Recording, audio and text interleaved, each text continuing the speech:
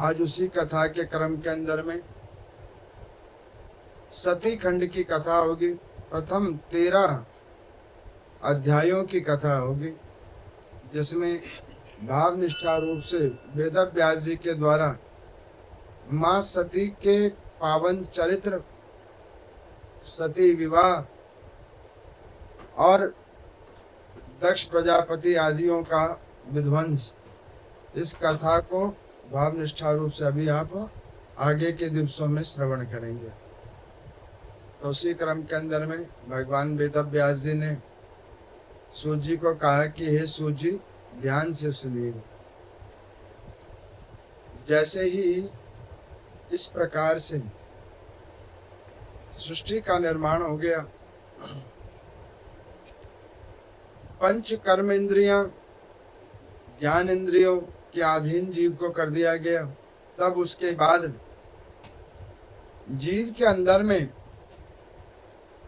एक से दूसरे के प्रति मोह आसक्ति को उत्पन्न करने के लिए और एक से दूसरे जीव का जुड़ाव करने के लिए ब्रह्म देवता ने अपने मन का मंथन किया। तो मन का जब मंथन किया तो उससे सबसे पहले कामदेव प्रकट हुए मन का मंथन करने के,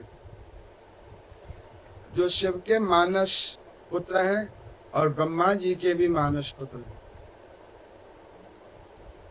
फिर उन्हीं ब्रह्म देवता के द्वारा पुनः मन का मंथन हुआ और उस मन से एक देवी प्रकट हुई जिनका नाम संध्या हुआ। अब इस प्रकार से सूत जी भगवान कहते हैं कि ब्रह्मा जी के द्वारा मन का मंथन हुआ और उस मन के मंथन से जब कामदेव प्रकट हुए तो कामदेव जी ने क्या किया, अपने आयुधों का जो उनकी प्रकृति थी उसका प्रभाव उन्होंने वहां पर बैठे हुए आदि आदि सारे जीवों के ऊपर डालना प्रारंभ कर दिया। तो उन्होंने सर्वप्रथम पहला प्रभाव अपने पिता के ऊपर किया और पिता के ऊपर किया तो उन्होंने क्या किया कि आयुधों को परीक्षण करने के लिए अपने पिता ब्रह्मा जी और ब्रह्मा जी के और 11 मानस पुत्रों के ऊपर में किया।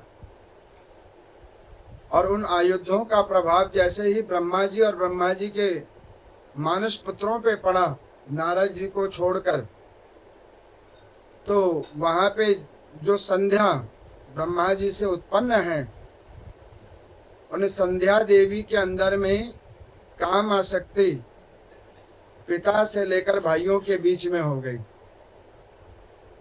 अब इस स्थिति को देखकर देवी संध्या को बड़ा क्रोध आया।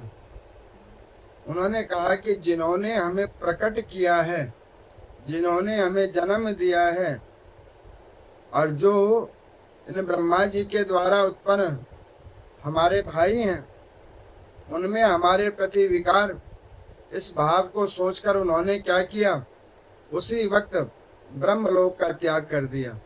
सूत जी कहते हैं कि देखो, हर बीमारी का एक ही इलाज नहीं होता, हर समस्या का कई बार हल नहीं होता। ठीक उसी प्रकार से ब्रह्मा जी ने तो कल्याण के लिए सोचा था, लेकिन उस कल्याण से विकार उत्पन्न हो गया। एक संत कहते कि देखो, ये संसार दुखालय तो है, लेकिन इस संसार का एक प्रकृति है, ये मुक्तालय भी है। यहाँ जो आता है भगवान का भजन करता है वो मुक्त भी हो जाता है, तो ये दुखालय उसके लिए मुक्त आलय बन जाता है। अब यहाँ पर मैं भगवान शंकर की कृपा से अब उस कामदेव ने जब आयुधों को चलाकर में ब्रह्मा जी समेत वहां पर और जितने ऋषिगण थे उनको काम अपनी माया से उनके बुद्धि को मलिन जब कर दिया, तो संध्या देवी ने भगवान शंकर का ध्यान करते हुए पृथ्वी लोक पर आई। महर्षि वशिष्ठ जी के पास पहुंची और उन महर्षि वशिष्ठ जी के द्वारा ज्ञानोपदेश को ग्रहण करके उन्होंने पंचाक्षरी मंत्र का असंख्य असंख्य जाप प्रारंभ किया और भगवान शंकर को निवेदन करने लगी कि नाथ, मेरे ऊपर कोई ऐसी कृपा हो जिससे ये जो ब्रह्मा जी के द्वारा काम की उत्पत्ति हुई है, इनके आयुधों के ऊपर में लगाम लग सके। अब उन्होंने इतना भजन किया जिसके प्रभाव से भगवान शंकर की कृपा से यहाँ पर में उन संध्या देवी के भजन के ऊपर में प्रश्न होकर जब भगवान शंकर ने उन्हें दर्शन दिया तो संध्या देवी ने भगवान शंकर से निवेदन किया कि प्रभु, ये जो कामदेव हैं, जो ब्रह्मा जी के मन से उत्पन्न हुए हैं और ये आपके भी मानस पुत्र हैं, कृपा करके इसको संसार में एक उत्तम और नियंत्रित स्थान प्रदान करें। तो सूजी भगवान कहते हैं कि इस प्रकार से जब निवेदन किया गया तो उस निवेदन के प्रभाव से भगवान शंकर ने कहा कि अनंत काल में आप ही के द्वारा इनसे एक समय पे नियंत्रण बंधेगा और ये जब आपका शरीर निस्तेज हो जाएगा, पुनर्जन्म जब आपका होगा, उससे एक उत्तम संतान प्रकट होगी जिसके द्वारा ये कामदेव एक जगह पर में स्थिर होंगे। अब इस प्रकार से उन्होंने निवेदन किया। निवेदन करने के प्रभाव से कामदेव अपने जगह पे जगह जगह उन आयुधों को जो उनको ब्रह्मा जी के द्वारा प्राप्त हुआ उसको वो प्रयोग करने लगे। जिन जिन ऋषि गणों के ऊपर में उन आयुधों को प्रयोग किया गया और उन ऋषि गणों के शरीर से कुछ गण उत्पन्न हुए जिनका नाम पितृगण हुआ। क्या नाम हुआ? पितृगण। तब से ये पितरों की स्थापना प्रारंभ हुई। सती खंड के अंदर में प्रथम भाग के अंदर में यहाँ पर सूची कहते हैं ये पितृगण उन ऋषियों के द्वारा उनके शरीर से जो पसीना निकला उनसे अधोगति वाले जीव उनका एक स्थान नियुक्त हुआ। उसका स्थान का नाम रखा गया पितृलोक। कौन सा लोक? पितृलोक। अब उस पितृलोक में जितने भी पितृगण हुए उनका हुआ तर्पण। क्या हुआ? तर्पण। अब देखो तर्पण किसे कहते हैं उसको ध्यान से सुनिए। जैसे एक व्यक्ति गंगा का स्नान करे, किसी पवित्र नदी का स्नान करे और स्नान करते हुए जब वो आता है तो स्नान करने के भाव में पहला जो जल वो भगवान सूर्य भास्कर को प्रदान करता है, तो उसमें उसके कुल के देवी देवता, इष्ट देवता गुरुदेव भगवान ग्रहण करते हैं। और जब वो अंजलि में पुनः जल भरता है तो वो पितृगण प्राप्त करते हैं। और जब वो उसी अवस्था में, उसी स्थिति में उस जल से बाहर निकलता है और जो उसके कपड़ों से जल टपकता हुआ भूमि पे गिरता है उसी को तर्पण कहा जाता है।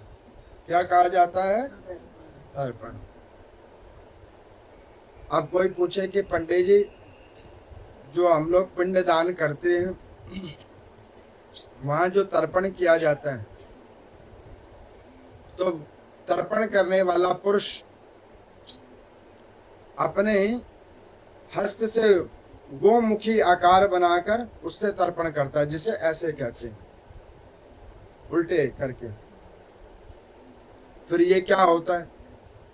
तो ये जो आकार उत्पन्न होता है, यह आकार पितरों को जल देने के लिए उत्पन्न किया जाता है, जो पुरुष करने के अधिकारी हैं। इसको नारी नहीं करती। अब यहाँ पर में ये पितृगण प्रकट हुए। संध्या देवी ने देखा कि अगर मैंने साधना और देर की तो ये कामदेव रुकेंगे नहीं, इनके द्वारा अनाचार फैलने लगेगा। भगवान शंकर की आशीर्वाद प्राप्त करने के बाद देवी संध्या ने क्या किया, योग बल से अग्नि को प्रकट किया और उसके अंदर में उन्होंने स्वयं ही प्रवेश कर लिया। और योग बल से प्रकट की हुई अग्नि में जब स्वयं ही प्रवेश कर लिया तो उनकी दिव्य ज्योति निकली और उससे उन वशिष्ठ जी के यहाँ पर में वो कन्या का रूप लेकर आई, जिनका नाम अरुंधति हुआ। क्या नाम हुआ? जो मेघातिथि जी को प्रदान की गई, सतियों में श्रेष्ठ। उनके यहाँ पर में एक पुत्री उत्पन्न हुई जिनका नाम देवी रति रखा गया। उन्होंने भी भगवान शंकर का भजन किया। भगवान शंकर का भजन करने के बाद उन्होंने भगवान शंकर से वरदान मांगा और वरदान में 3 वरदान मांगे भगवान से। उन्होंने कहा कि प्रभु, मेरा विवाह कामदेव से होवे और इन कामदेव का संसार में प्रभाव तो होवे लेकिन विकार ना होवे। तीसरा, जब तक जीव स्वयं इच्छा ना करे तब तक ये प्रकट ना होवे। आया आपको समझ में? अब जब ये कहा तो भगवान शंकर प्रसन्न हुए, उन्होंने वरदान दे दिया। सूर्य जी भगवान कहते हैं कि ये सोनक ऋषियों, अब ध्यान से सुनो, ये 3 वरदान के अभिप्राय क्या हैं। काम की प्रकृति सारे संसार में। अच्छा, काम किसे कहते हैं उसको ध्यान से सुनिए। एक जीव मनोविचार से दूसरे जीव में आसक्त हो जाना, जिससे विषय का प्रकट होना, उसे कहते हैं काम। ब्रह्मा जी ने कहा ये विकार रूप भी बन जाता है और इससे परोपकार भी होता है। तो यहाँ पे सोनक आदि ऋषियों ने पूछा परोपकार कैसे होता है और विकार कैसे होता है, वो अब आप बतलाइए। अब मान के चलिए, काम का सही समय पे एक गृहस्थ संयमित रूप से जब प्रयोग करता है तो कुल की वृद्धि होती है, तो वो उसका हो गया सदुपयोग और परोपकार। लेकिन वही काम से विकार उत्पन्न होकर चरित्रहीनता पे जीव उतर जाता है तो वो हो गया उसका दुरुपयोग, उसका विकार रूप हो गया। अब जब इस प्रकार से किया तो भगवान शंकर के वरदान देने के साथ ही काम के आयुधों को बांध दिया गया। और वो बांधा कैसे गया? जब तक जीव निज इच्छा से काम के पास नहीं जाएगा तब तक काम किसी के ऊपर प्रभाव नहीं डालेगा। मतलब आप अपनी रुचि से विकार को जब तक स्पर्श नहीं करोगे मन से, तब तक वो आपके ऊपर प्रभावी नहीं बनेगा।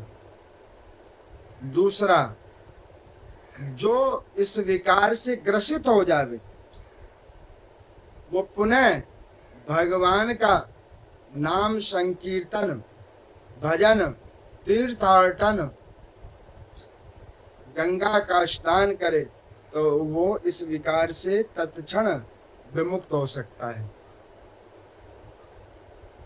अब यहाँ पर मैं इस प्रकार से सूजी कहने की देखो, ये सती खंड में प्रथम भाग में प्रथम 4 अध्यायों में देवी संध्या और कामदेव की एक कथा है।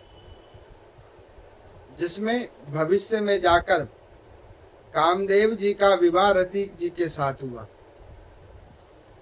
और संध्या जी ने, जिन्होंने अपने योग्य बल से अग्नि के अंदर में प्रवेश कर लिया, उनको स्थान दिया गया प्रातः काल और संध्या काल। इस दोनों काल में ही संध्या उपासना होता है, और ये दोनों काल भगवान को अति प्रिय हैं। भगवान ने 24 घंटे के टाइम में ये दो समय दिए हैं जीव को, जीव आराधना को, जीव को भगवान की आराधना करने की। इस दो समय में जो जीव भगवान की आराधना करता है तो उसकी पुकार भगवान अवश्य श्रवण करते हैं। तो ये दो समय भगवान ने निर्धारित करके दिए, प्रातः काल और संध्या काल। अब इतनी कथा हो जाने के बाद में उन्होंने कहा कि प्रभु, इस सती खंड के अंदर में भगवान शंकर की माया से और कौन सी लीला हुई, कृपा करके वो आप बतलाएं। तो कहने कि इस सती खंड के अंदर में जब इस प्रकार से देवी संध्या को स्थान मिल गया, कामदेव को, उनको एक नियंत्रित संसार में स्थान मिल गया, तब उन्होंने क्या किया, उन्हीं ब्रह्मा जी के द्वारा और पुत्रों का उनको प्रकट करने के लिए कहा गया। तो ब्रह्मा जी ने क्या किया, 11 प्रजापतियों को उत्पन्न किया, जिसमें श्रेष्ठ दक्ष हुए। 11 प्रजापतियों में श्रेष्ठ दक्ष हुए। उनको ब्रह्मा जी ने कहा कि जाओ सृष्टि में उत्तम संतानों को प्रकट करवाओ, खुद करो और इन अपने संतानों के द्वारा करवाओ, जिनका विवाह वरनी के साथ करवाया। दक्ष जी की धर्मपत्नी का क्या नाम हुआ, वरनी। उन वरनी जी के द्वारा उनका पाणी ग्रहण संस्कार करवाया। उन दक्ष प्रजापति के 11,000 पुत्र हुए। अब जो भी पुत्र जन्म लेवे तो दक्ष प्रजापति उन्हें कहें कि जाइए उत्तम शिक्षा और अध्ययन लें, और जो भी कोई शिक्षा अध्ययन के लिए वन की ओर जावें, बीच में नारद जी मिल जाएं, और नारद जी क्या कहें कि इस संसार में आए हो, अब तुम मन से विचार करो कौन सा ज्ञान लोगे, संसार का या भगवान का। और जो नारद जी के एक बार समकक्ष आ जावे, उनकी बुद्धि हाल पलट जावे। नारद जी से पूछें, नाथ संसार का ज्ञान लेंगे तो क्या होगा, और भगवान का ज्ञान लेंगे तो क्या होगा। तो नारद जी बतावें कि संसार का ज्ञान लोगे तो आते और जाते रहोगे, पुनः पुनः आओगे और पुनः पुनः जाते रहोगे।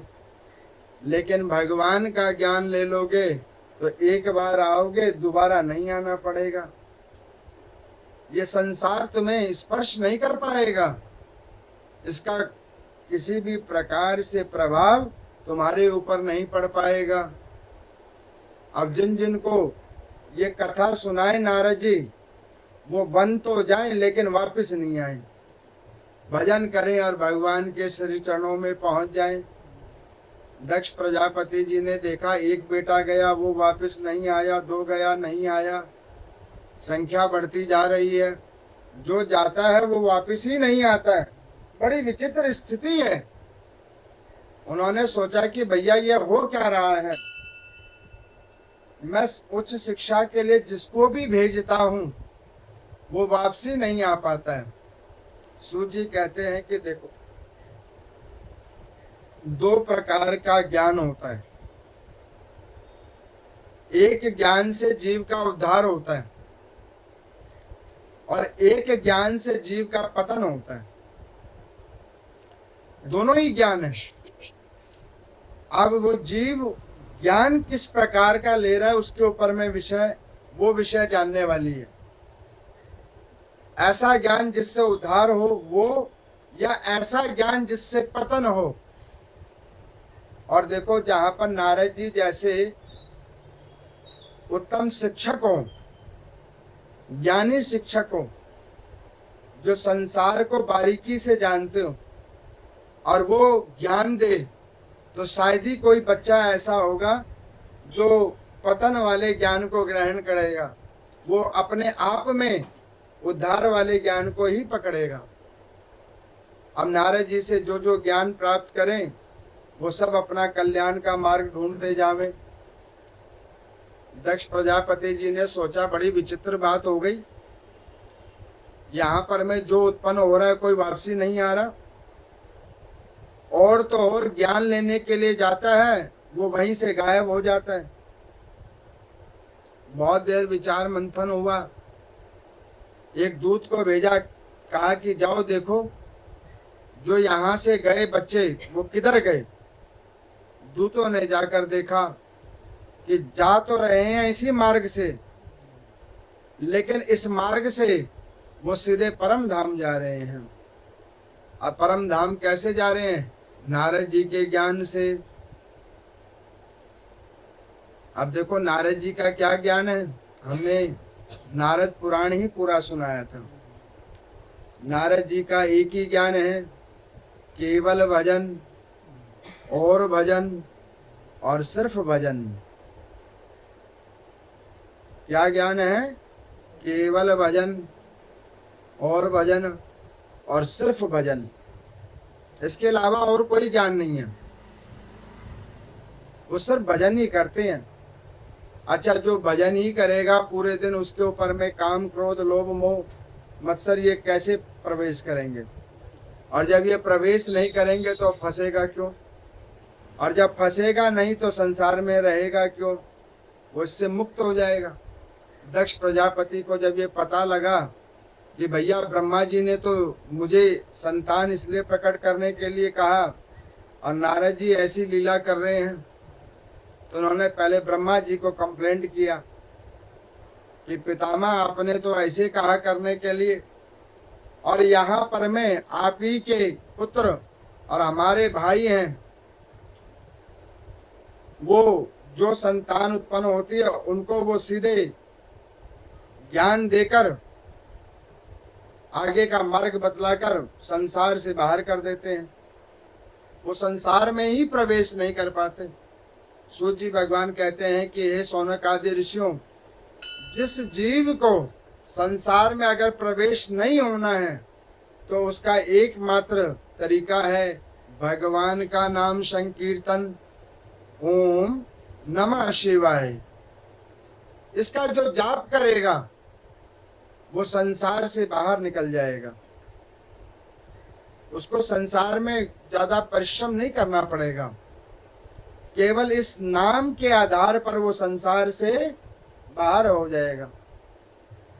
अब इस प्रकार से जब कहा तो ब्रह्मा जी आए, उन्होंने नारद जी को समझाया कि ये तुम क्या कर रहे हो? हमने संसार का निर्माण कराया, हमने विचार किया कि इसके अंदर में अनंत जीव प्रकट हो, और तुम अपना ज्ञान दे दे के उनको संसार से बाहर निकाल रहे हो।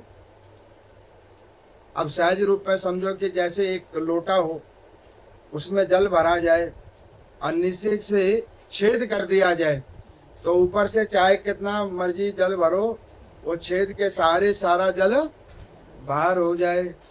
वही स्थिति नारद जी ने कर दी। ब्रह्मा जी ने खूब समझाया। नारद जी ने कहा कि पिताजी आपने हमें बनाया ही ऐसा है। इसी प्रकार से कहा जाता है साधु का संग करो, क्योंकि भगवान ने उसे बनाया ही ऐसा है। उसके पास रहोगे तो आपको उत्तम संस्कार ही मिलेगा, ज्ञान ही मिलेगा, भगवत चिंतन ही मिलेगा। इसीलिए सत्संग करो, जहाँ पे तुम्हारा कर्म उत्तम हो जाएगा। अब यहाँ पर में नारद जी ने कहा कि पिताजी मेरी तो प्रकृति यही है, आप बताओ मैं क्या करूं? और जहाँ पे भगवान का भजन होता है, जहाँ पर जीव भगवान के लिए अपने आप को उनके श्री चरणों में मन लगाता है, वहां मैं अपने आप पहुंच जाता हूं। क्या करूं मैं, मेरी प्रकृति ऐसी है। ब्रह्मा जी ने खूब समझाया, जब समझ नहीं आया तो दक्ष प्रजापति को बड़ा क्रोध आया। उन्होंने कहा कि भैया देखो, तुम ना तो हमारी बात मान रहे हो, ना पिताजी की बात मान रहे हो, और तुम हम दोनों के विचार को ना मानने के फल से संसार की वृद्धि नहीं होने दे रहे हो। सो नहीं, तुम्हारे इस गुण को देखकर हमें कोप आता है और हम तुम्हें श्राप देते हैं। और दक्ष प्रजापति जी ने अपने ही भाई नारद जी को श्राप दिया। क्या श्राप दिया? 2 मिनट से ज्यादा नहीं रुकोगे कहीं पे, कहीं भी जाओगे 2 मिनट हो गए, चलो हो गया टाइम। अब देखो नारद जी को श्राप मिला, नारद जी और प्रसन्न हो गए। सूजी से शौनक आदि ऋषियों ने पूछा कि प्रसन्न क्यों हो गए? तो कहने लगे कि देखो उनकी प्रसन्नता के विषय। नारद जी ने कहा कि वैसे मैं किसी एक को 1 घंटे में समझाता, 2 घंटे में समझाता, 1-2 दिन में समझाता, अब उसमें कुछ ही लोग समझ पाते।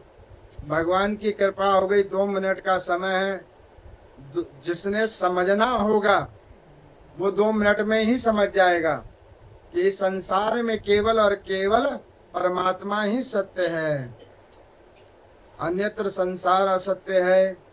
जिसको समझना होगा वो 2 मिनट में इतने में ही समझ जाएगा, और जिसको नहीं समझना होगा वो अनंत अनंत खूब कथाओं को सुन लेगा, खूब पूजा पाठ कर लेगा, नाम संकीर्तन कर लेगा, और उसको समझ फिर भी नहीं आएगा। तो नारद जी ने कहा ये तो भगवान की बड़ी कृपा हुई है मेरे ऊपर में। ऐसी कृपा भगवान की मेरे ऊपर हुई है कि अब मेरे को अवसर मिल गया ज्यादा से ज्यादा लोगों को समझाने का। अब नारद जी ने क्या किया, जहां जाते सबको कहते इन संसार से बाहर निकलो। जिसको जाते वो कहते इस संसार से बाहर निकलो। जीव पूछते कैसे? भगवान का भजन करने से। और मैं भी आपको कहता हूँ इस संसार से बाहर निकलो। कैसे? भगवान का भजन करके। जो भगवान का भजन करेगा वो अपने आप इस संसार से बाहर हो जाएगा। ये नारद जी की वाणी है। अब यहाँ पर सूत जी कहते हैं कि हे शौनक आदि ऋषियों, अब नारद जी को जो मिल गया श्राप, तो नारद जी को वो श्राप भी वरदान में दिखने लगा। जगह जगह जगह जगह हरि नाम संकीर्तन, शिव नाम संकीर्तन भर भर के वो प्रभाव देने लगे। हर जगह प्रचार होने लगा। और जब हर जगह प्रचार होने लगा तो नारद जी की कृपा से जगह जगह धर्म की स्थापना होने लगी। संसार की वृद्धि तो हुई लेकिन धर्म के साथ होने लगी। अब इतनी कथा होने के बाद में सूत जी से शौनक आदि ऋषियों ने पूछा कि प्रभु अब कृपा करके इस सती खंड के अंदर में भगवती सती की उत्पत्ति की कथा को आप सुनाइए। तो वो कहने लगे कि अब उस कथा को भी ध्यान से सुनिए। कहने लगे एक दिन ब्रह्मा जी जब अपना विवाह करा बैठे, इधर नारायण भगवान लक्ष्मी नारायण बन बैठे, तो दोनों देवताओं ने बैठ के मन में मंथन किया कि हम दोनों का तो पवित्र गृहस्थ आश्रम बस गया, लेकिन भगवान शंकर का कोई आश्रम नहीं बसा। ब्रह्मा विष्णु दोनों भगवान शंकर के पास गए, निवेदन किया, हे त्रिलोकी के नाथ, हे पूर्ण ब्रह्म, हम लोगों की इच्छा है कि आपका भी एक पवित्र आश्रम होना चाहिए, गृहस्थ आश्रम होना चाहिए। भगवान शंकर ने कहा कि जो दूसरों को दे वो अपने को क्यों ले, हमें किसी आश्रम की जरूरत नहीं है। उन्होंने कहा कि नाथ आपको तो जरूरत नहीं है, लेकिन पिता के साथ माता का होना भी बहुत जरूरी है। जिस प्रकार एक घर के अंदर में पिता की अपनी महिमा है, ठीक उसी प्रकार से माता की भी महिमा है। और माता पिता जहाँ पर होते हैं वही घर सुखी होता है। तो आप परम पिता परमात्मा शिव हैं, तो साथ में एक जगदम्बा भी चाहिए। निवेदन किया भगवान शंकर को। भगवान शंकर ने कहा कि देखो, हमने कभी स्त्री और पुरुष में भेद नहीं जाना, इसीलिए भगवान शंकर का एक अवतार अर्धनारीश्वर है, जो अभी आगे आप कथा में सुनोगे।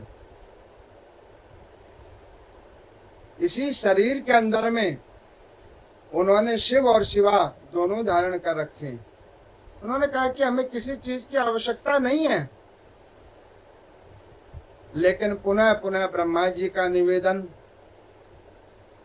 नारायण भगवान का निवेदन, उसको सुनकर भगवान शंकर ने कहा कि ठीक है, आपको जो अच्छा लगे वो करो, हमारी जरूरत नहीं है।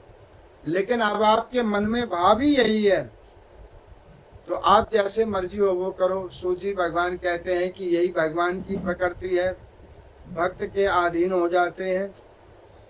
भक्त के प्रेम में आकर भगवान कुछ भी करने को तैयार हो जाते हैं। यही भगवान की प्रकृति है, भक्त के पराधीन। अब ब्रह्मा जी ने सोचा कि मैं कैसे इनको रिझाऊं, तो उन्होंने दक्ष को बुलाया, उसकी धर्म पत्नी को बुलाया। उनको कहा कि एक काम करो, तुम शक्ति की उपासना करो, शक्ति की उपासना। तो उन्होंने कहा कि प्रभु ये शक्ति क्या है? उन्होंने कहा कि जिस प्रकार से हम त्रिदेव हैं, जो पूर्ण ब्रह्म है, उसी प्रकार से इस त्रिलोक में एक शक्ति है, जिस शक्ति के आधार पर ये त्रिलोक चल रहा है, जो आदि शक्ति है। अब उस आदि शक्ति का दक्ष प्रजापति ने और उनकी धर्मपत्नी वीरनी ने खूब ध्यान किया, खूब चिंतन किया, जिसके प्रभाव से उस दक्ष प्रजापति और वीरनी के यहाँ पर में भगवती आज शक्ति जगदम्बा सती रूप में प्रकट हुई। बोले सती माता की जय। भगवती प्रकट हो गई। जैसे ही भगवती प्रकट हुई, यश कीर्ति दक्ष की ओर बढ़ गई। देखो, जिस घर में कन्या उत्पन्न होती है, वो घर के 3 पग ऊपर उठ जाते हैं। कौन से पग? एक, परोपकार। उस घर में अपने आप परोपकार होना प्रारंभ हो जाता है। दूसरा, दैविक, उसमें देवी देवताओं का अपने आप वास होने लग जाता है।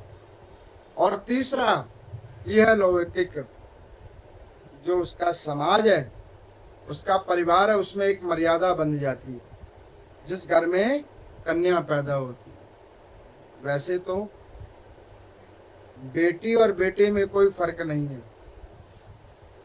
लेकिन पुत्र के होने पे ये तीनों ही चीज खत्म हो जाती है, ये ग्रंथ कहता है।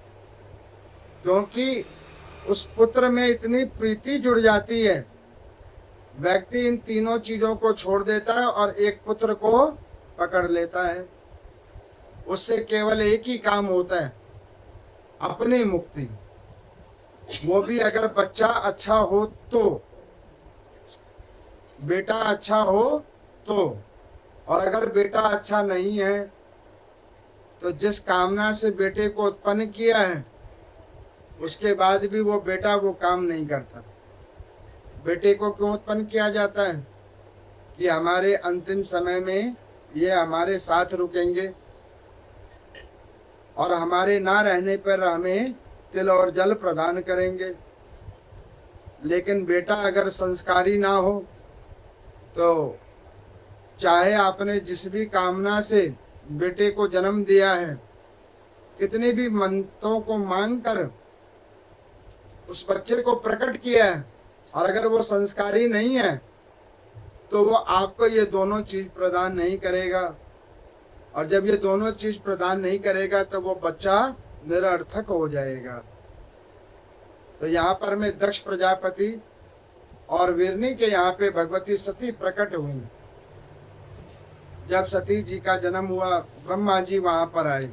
ब्रह्मा जी आए, दक्ष को कहा कि दक्ष देखो, हमारी आज्ञा से तुम्हें ये पुत्री संतान हुई है, और इसका जन्म हमने इस संसार के लोगों के लिए नहीं करवाया है। इसका प्रकट्य हमने इस संसार के लोगों के लिए, जीवों के लिए नहीं कराया। इसका प्रकट्य देवों के देव महादेव के लिए करवाया है। ये महादेव के लिए इनको आवाहन करके प्रकट करवाया गया है। तो सो एक काम करो, इस कन्या को तुम शिव उपासना के प्रति इनका रुझान करो। अब दक्ष प्रजापति जानते हैं भगवान शंकर कौन है, त्रिदेवों में श्रेष्ठ है। देखो, दो प्रकार की गलतियां होती है, एक होती है जान के और दूसरी होती है अनजाने में। जान के की गई गलती का दंड 2 गुना भोगना पड़ता है, और अनजाने में की गई गलती वो क्षमनीय भी हो जाती है। दक्ष ने कौन सी गलती की थी? जान के। वो जानता है भगवान शिव कौन है, तो भी उनकी निंदा की थी, और उसके फल स्वरूप आगे की कथा में आप सुनोगे, उसका सब कुछ नाश हो गया। दूसरी ओर हिमालय थे, वो शिव को नहीं जानते, तो निंदा तो उसने भी की, लेकिन कब कैसे की? अनजाने में, क्योंकि वो परम तत्व को नहीं जानते। उन्हें लगता है कि सर्वसाधारण ही मानव है। तो जानकर की गई गलती का फल 2 गुना भोगना पड़ता है। अब इस प्रकार से भगवती सती ने सर्वप्रथम व्रत करना प्रारंभ किया। शिव मानस पूजन का प्रारंभ मां सती ने किया। और शिव मानस पूजन कैसे प्रारंभ किया? एक शिवलिंग को निर्माण करवाया गया। उस शिवलिंग के ऊपर में नित्य प्रति भगवती ने 8 वर्ष की आयु से लेकर 16 वर्ष तक की आयु तक भगवान शंकर का नित्य ध्यान किया। मैं भी आप लोगों को कहता हूं, भगवान की उपासना बेटे और बेटी दोनों को करवाओ, उत्तम भविष्य के लिए, उनके कल्याण के लिए। लेकिन हम लोग क्या करते हैं? देव उपासना ही बच्चों को नहीं करवाते, बाकी सारे काम करवाते हैं। और देव उपासना किए बगैर वो बच्चों का भविष्य उसी प्रकार अंधकार हो जाता है जिस प्रकार रात्रि में बगैर दीपक के अंधकार होता है। इसलिए कि बुद्धिमान जी को क्या करना चाहिए? अपने बच्चों को ये संस्कार दिया जाए कि वो देव व्रत हों, देव पूजा के सानिध्य हों। अब इस प्रकार से मां सती ने भगवान शंकर की कई वर्षों तक एक समय कंदमूल फल खाकर शिव उपासना की, और बहुत समय तक जब कंदमूल फल खाकर उपासना की तो भगवान शंकर प्रकट हुए, शिवलिंग से प्रकट हुए, और देवी सती से पूछा कि आपने हमारी उपासना क्यों की है? वैसे तो त्रिलोकी के नाथ सब कुछ जानते हैं, लेकिन जब तक जीव स्वयं अपने मुख से भगवान को नहीं कहता कि हे प्रभु मेरा आप कल्याण करो, तब तक भगवान भी ऐसे उद्धार नहीं करते। जिस प्रकार से एक बालक को क्षुधा लगी है, लेकिन जब तक वो अपने क्षुधा को अपने माता के सामने प्रकट नहीं करता रुदन करके, तब तक उसकी माता भी उसका अन्न जल से भरण नहीं करती है। ठीक उसी प्रकार से जीव को भगवान के आगे शरणागत होकर कहना पड़ता है कि नाथ मेरा उद्धार कर दो, मेरे ऊपर कृपा कर दो। सती जी ने कहा कि हे त्रिलोकी के नाथ, हे भगवान शंकर, आप मेरे ऊपर कृपा करो।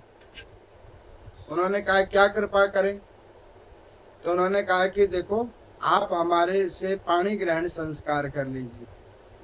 हमारी इच्छा है कि हम आपको ही अपने पति रूप में प्राप्त करें। भगवान शंकर ने कहा कि देखो, हम बैरागी सन्यासी जोगी हैं, हमारा कोई घर परिवार नहीं है और हम तो स्त्री पुरुष में भेद ही नहीं समझते, तो हमसे विवाह मत करो। लेकिन पुनः पुनः सती जी के हट को सुना। भगवान शंकर ने वरदान दिया कि ठीक है, तथास्तु, उचित समय आएगा तो तुमसे हमारा विवाह हो जाएगा।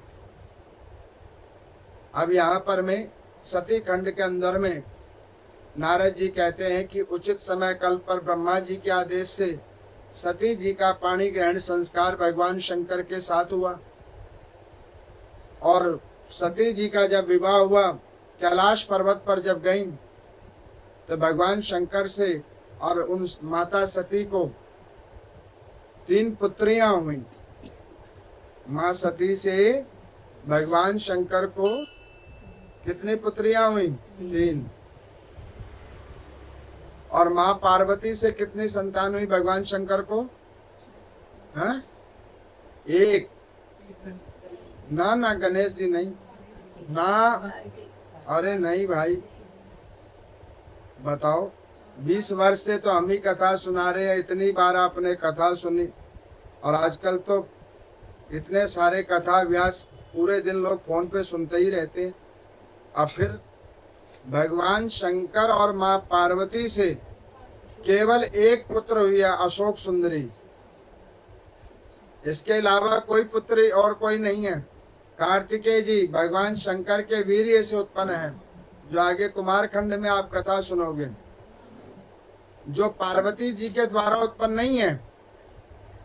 गणपति जी वो उपटन से प्रकट है, देवी के रज से प्रकट है, वो भी भगवान शंकर और माँ पार्वती से प्रकट नहीं है।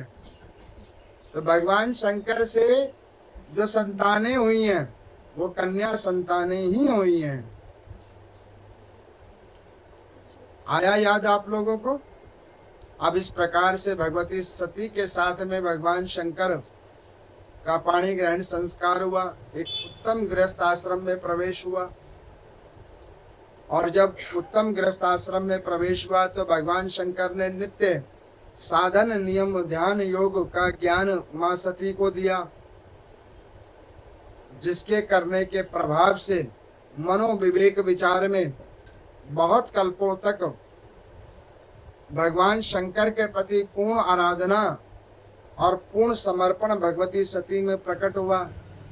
एक दिन देव योग से भगवती सती ने भगवान शंकर के आगे निवेदन किया कि हे प्रभु, हमें भूखंड का दर्शन करना है, मृत्युलोक का दर्शन करना है। तो भगवान शंकर ने कहा कि ठीक है। अब सती जी में बहुत सारे तो गुण थे, लेकिन कुछ अवगुण भी थे। यहाँ पर सूत जी कहते हैं कि ध्यान से सुनिए, सती जी के अंदर में एक बहुत बड़ा अवगुण था, हट करना, किसी भी बात पे अड़ जाना। सूत जी कहते हैं कि देखो, ये हट करने की जो आदत होती है ना, ये बहुत क्षति करवा के छोड़ती है। इस सती चरित्र से आप आगे सुनोगे, एक हट के पीछे सारा नाश हो गया। अब यहाँ पर मैं नंदी जी के ऊपर आरूढ़ होकर भगवती और भगवान शंकर भूखंड का अवलोकन करने के लिए चले। मार्ग में चलते चलते अयोध्या पवित्र नगरी की ओर से वो बढ़ने लगे और आगे उन्होंने क्या देखा कि भगवान श्री राम भगवती सीता जिसका हरण रावण कर चुका है, उनकी खोज में दोनों भाई वन वन घूम रहे हैं। उनकी इस स्थिति को देखकर भगवान शंकर ने ऊपर से प्रणाम किया श्री रामचंद्र जी को, और जैसे ही भगवान को प्रणाम किया तो माँ भगवती सती ने पूछा कि प्रभु आप ये क्या कर रहे हो, एक मानव को प्रणाम कर रहे हो। भगवान शंकर ने कहा कि आपको पता नहीं, ये मानव नहीं है, ये मानव का रूप धारण करके स्वयं भू नारायण है। उन्होंने कहा कि अगर ये नारायण है तो मानवीय शरीर वाली नारी के लिए जगह जगह क्यों घूम रहे हैं, और ये वास्तविक नारायण है तो घूमने की क्या जरूरत, ये तो अपने तपोबल से ये भगवती को यहीं प्रकट कर लेंगे। भगवान ने कहा कि देवी, भगवान की लीलाओं में कभी तर्क नहीं करना चाहिए, गुरुजनों के ज्ञान में कभी तर्क नहीं करना चाहिए, और धर्म के अंदर में कभी संशय नहीं करना चाहिए। जो जीव इन तीनों में संशय करता है उसका कभी उद्धार नहीं होता। वही स्थिति सती जी की हो गई। परीक्षण करने के लिए नीचे उतर गई और जानकी जी का रूप धारण किया, और जानकी जी का रूप धारण करके लक्ष्मण जी के सम्मुख खड़ी हो गई। लक्ष्मण जी गए भागते हुए, कहने लगे कि प्रभु माते आ गई। भगवान राम जानते हैं कि ये और कोई नहीं, ये देवी सती हैं। जैसे ही माँ सती सीता जी का रूप धारण करके राम जी के सन्मुख गई, प्रणाम करने लगी, उसी वक्त राम जी हाल झुके और प्रणाम करते हुए कहने लगे कि आज अहो भाग्य, माँ सती दर्शन देने को आई, लेकिन त्रिलोकी के नाथ नहीं आए। वो क्यों नहीं आए?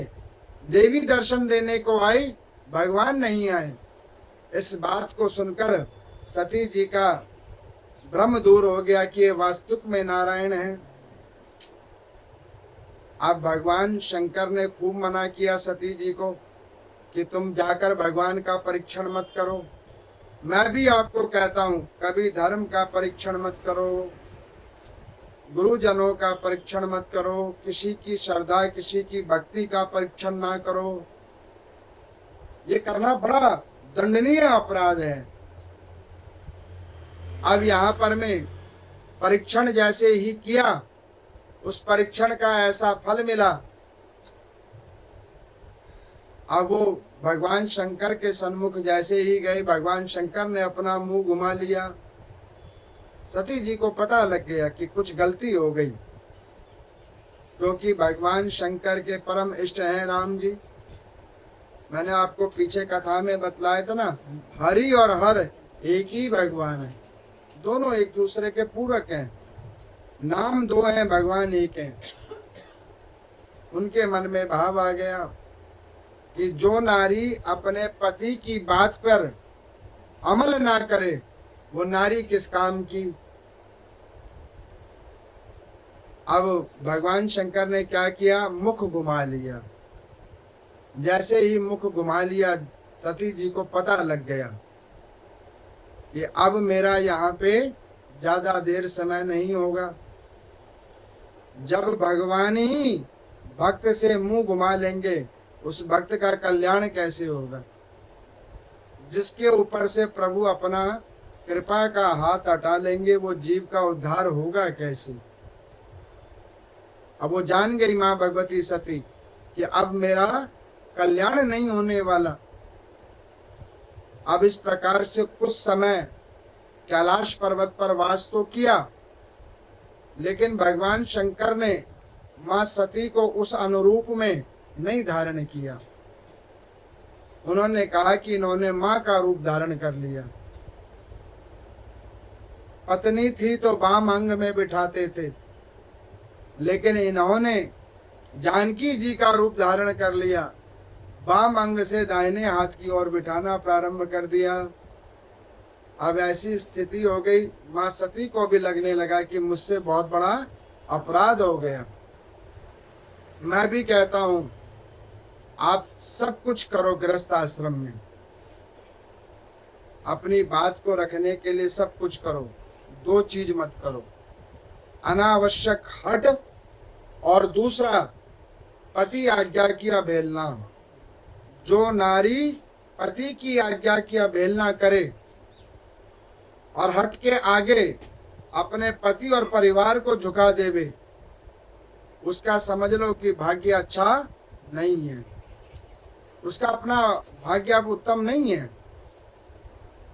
वही हालात मां सती जी की हो गई। तो प्रथम 13 अध्याय के अंदर में